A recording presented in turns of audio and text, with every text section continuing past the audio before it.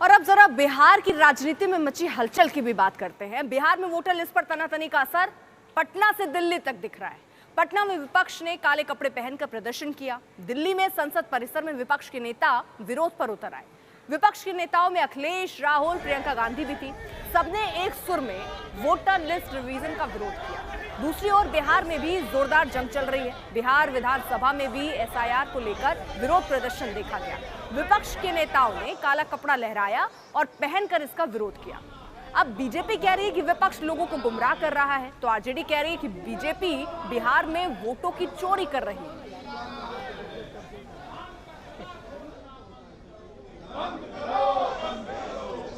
सिर्फ और सिर्फ विरोधी दल कांग्रेस पार्टी हो, राष्ट्रीय जनता दल हो या लाल झंडे के लोग हो, ये लोग सिर्फ गुमराह कर रहे हैं बिहार के लोगों को। आज यदि किशनगंज जिले में अचानक 10 गुना अधिक आवासीय प्रमाण पत्र और 120% से अधिक आधार कार्ड दिखाई दे रहा है, तो इसकी जांच तो होनी ही चाहिए।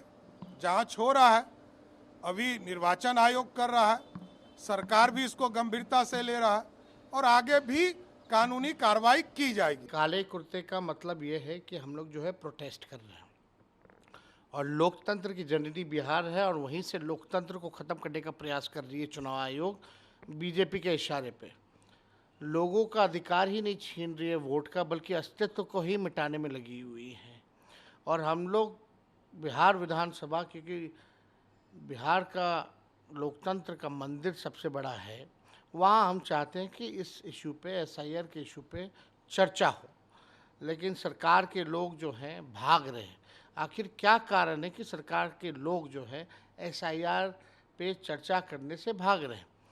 सुप्रीम कोर्ट ने भी फटकार लगाई, इलेक्शन कमीशन को सलाह दिया, लेकिन इलेक्शन कमीशन अब तक जो है प्रेस कॉन्फ्रेंस उनके कमिश्नर्स अब तक जो है नहीं किए हैं। आखिर क्या कारण है? डर किस बात का है? छुप के क्यों आप ये काम कर रहे हैं?